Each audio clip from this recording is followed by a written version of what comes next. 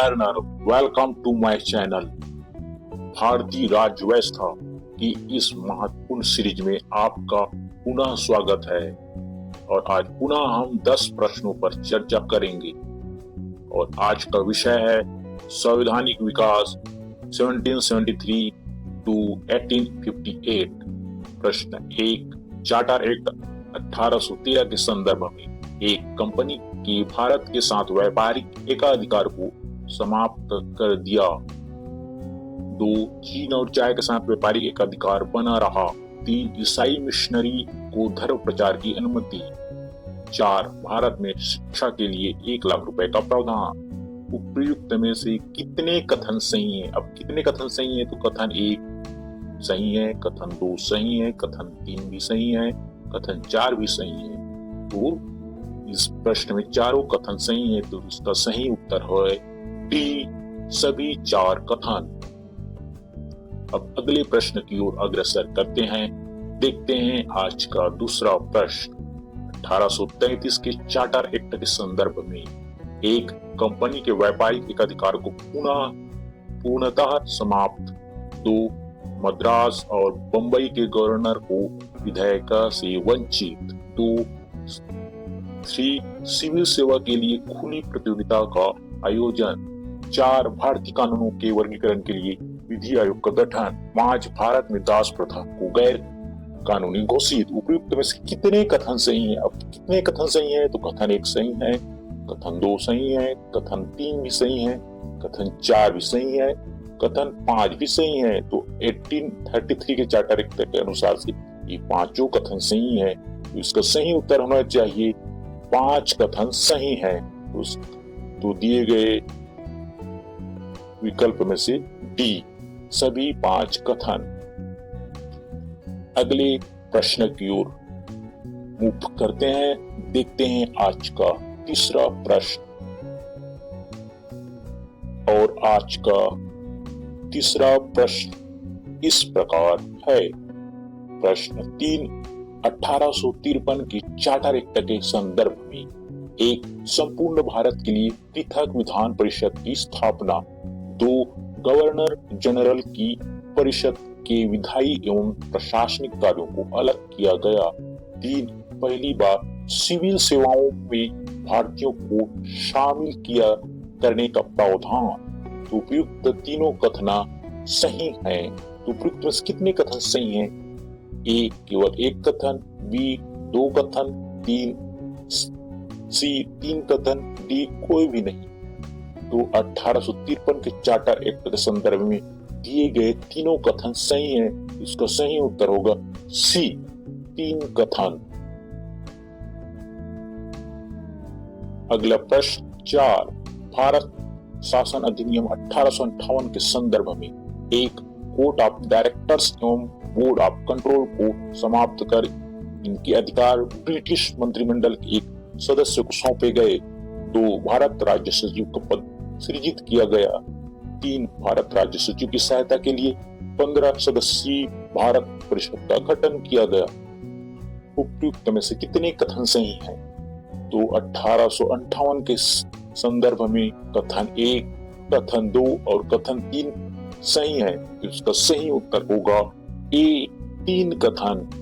देखते हैं इसका सही उत्तर क्या है और सही उत्तर है ए, 3 कथन।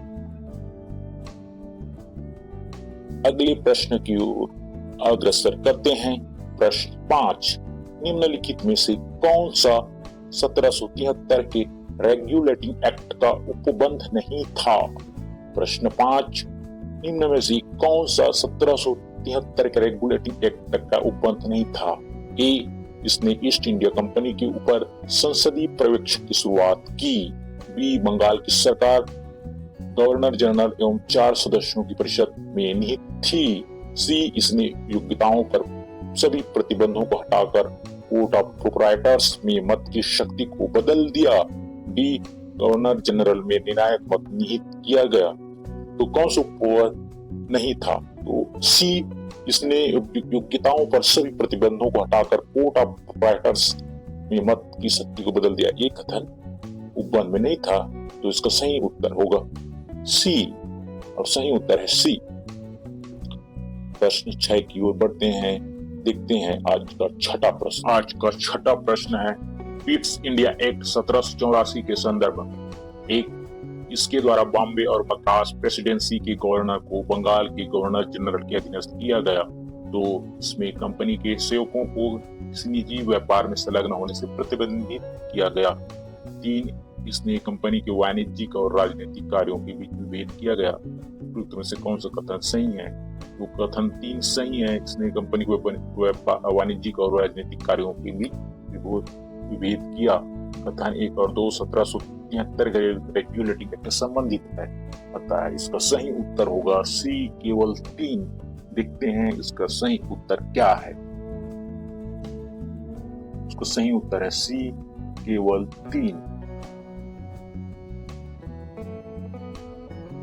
अगले प्रश्न की ओर अग्रसर करते हैं। प्रश्न 7, सरकारी सेवाओं में नामजदगी का सिद्धांत समाप्त करके कंपनी के महत्वपूर्ण पदों को प्रतियोगी परीक्षाओं के माध्यम से भरने की प्रक्रिया किस अधिनियम द्वारा शुरू की गई?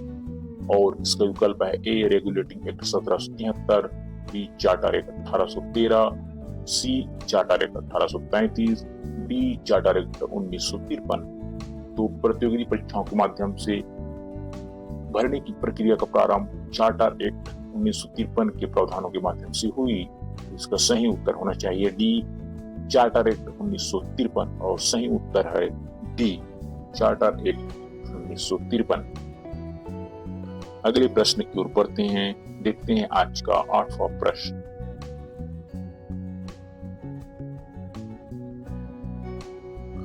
और आज का 8वां प्रश्न है किन अधिनियमों द्वारा कंपनी के व्यापारिक एकाधिकार को अंशतः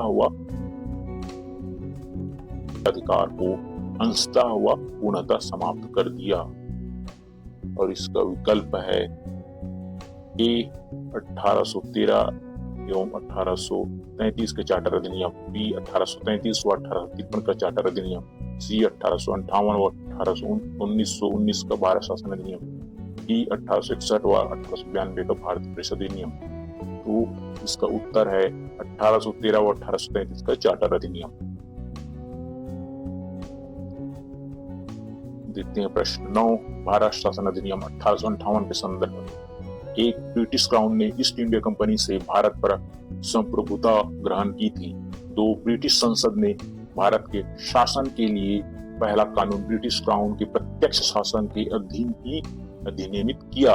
3, यहाँ एक देश के प्रशासन में बिना किसी लोकप्रिय सहभागिता वाले निरंकुश साम्राज्यिक नियंत्रण के सिद्धांत से अधिशासित था।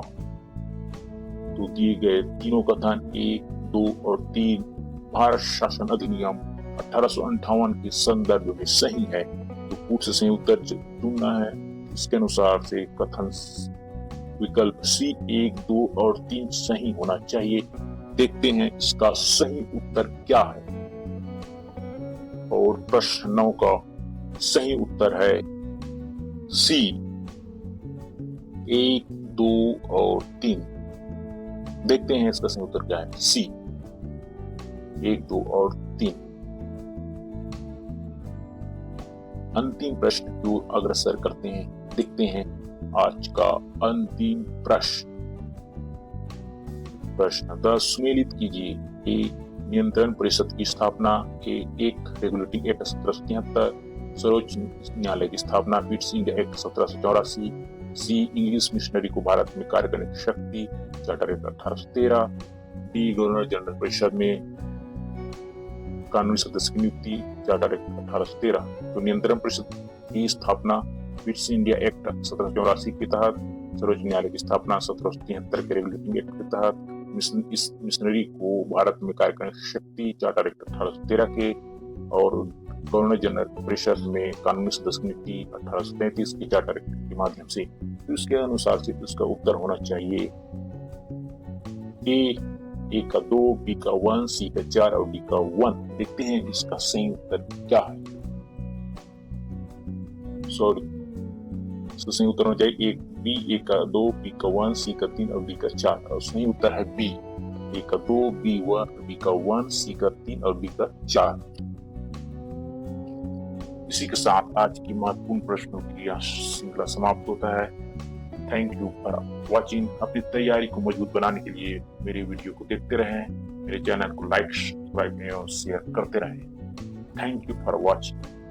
अब मिलते हैं नए वीडियो में नए विषय के साथ।